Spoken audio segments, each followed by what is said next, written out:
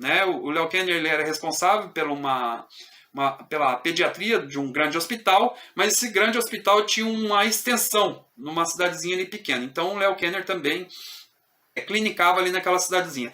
Então eles marcaram o encontro, né? E o Léo Kenner começou a observar, né? O Donald, na hora que chegou no consultório, como se não tivesse ninguém, né? Nenhum ser humano ali, já foi direto para os brinquedos, ficou mais envolvido com os brinquedos ali do que com as pessoas em volta, né? E aquela foi o primeiro contato que o Léo Kenner teve com Donald. Depois eles voltaram para casa, né? Continuaram se correspondendo e conseguiram também marcar outras consultas. Parece que tiveram umas 3 consultas. Depois viajaram mais 3 vezes para o Léo Kenner observar melhor o Donald. Se eu não me engano, ele chegou a ficar até alguns dias junto ali na clínica onde que Léo Kenner clinicava.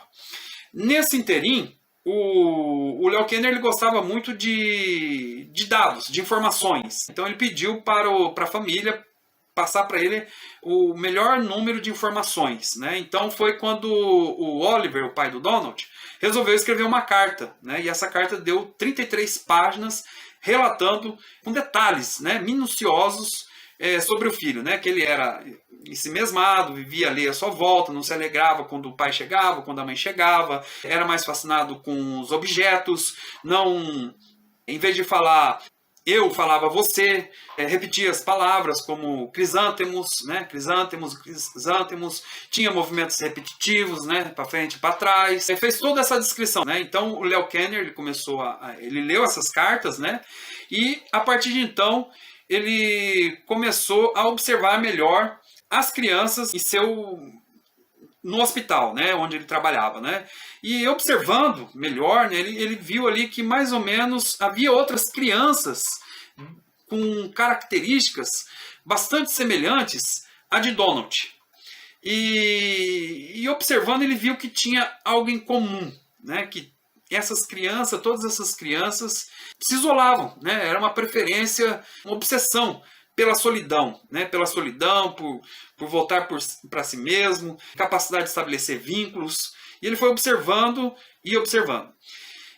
Nisso tudo, Mary, ela tinha a necessidade do diagnóstico. Então ela vivia mandando cartas para Léo Kenner, perguntando: e aí, doutor, qual que é o diagnóstico? Qual que é a doença do meu filho? Qual o problema que meu filho, ou ele não tem nenhum problema? O que nós vamos fazer?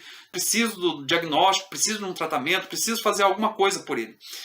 Foi então que, finalmente, em 1943, Léo Kenner escreveu uma carta para Mary, e onde primeiro ele disse para ela, né, e dias depois ele publicou o seu artigo, e nessa carta ele fala que encontrou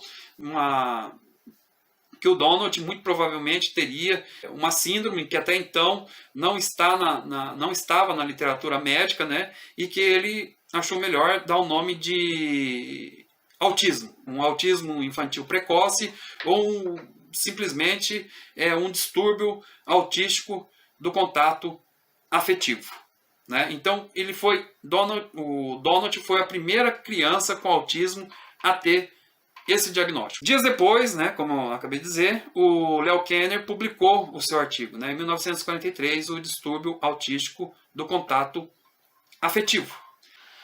Bom, e neste artigo, o distúrbio autístico do contato afetivo, Léo Kenner descreve Donald Triplet, principalmente o Donald Triplet, e mais 11 crianças, sendo 8 meninos e 3 meninas.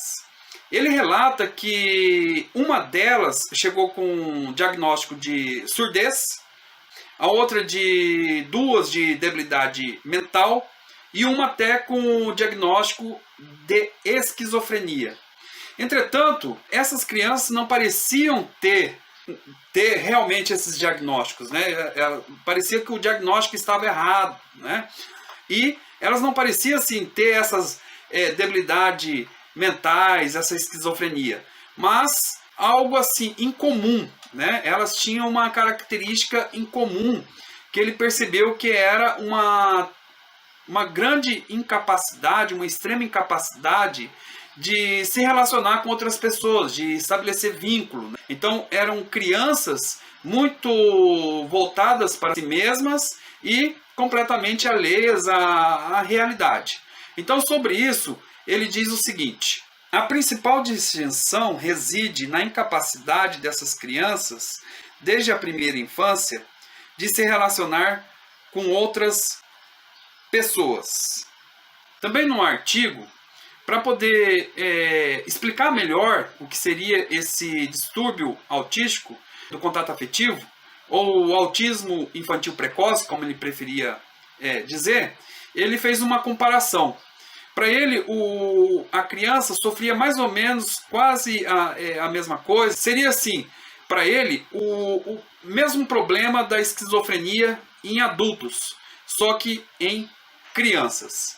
E já nesse artigo, ele fala que a criança já nasce com autismo, então é algo congênito, biológico, né? E que ali na infância, nos primeiros anos, 2, 3 anos, né, começa a manifestar. Então, sobre isso, ele diz o seguinte: manifesta-se cedo na vida e apresenta peculiaridades fascinantes próprias, lampejos de brilhantismos, uso distintivo da linguagem e o desejo básico da solidão e mesmice. Então foram essas as características principais que ele encontrou nessas 11 crianças. No decorrer do artigo, ele também fala das características secundárias. Eu vou colocar no vídeo o slide com as características principais e as características secundárias e comentar um pouco sobre cada uma delas. Característica principal é o isolamento e a incapacidade de estabelecer vínculos. As características secundárias são, primeiro, alterações de fala e de linguagem, como atraso de desenvolvimento de linguagem, entonação pouco comum, troca de pronomes e perseveração. 2. Desenvolvimento cognitivo alterado. 3. Comportamentos repetitivos. 4. Ecolalias. 5. Sensibilidade pouco comum a determinados fatos e situações. Então, por exemplo aqui, a primeira característica secundária, né? Alterações de fala e de linguagem. O próprio Donald tinha um problema aqui.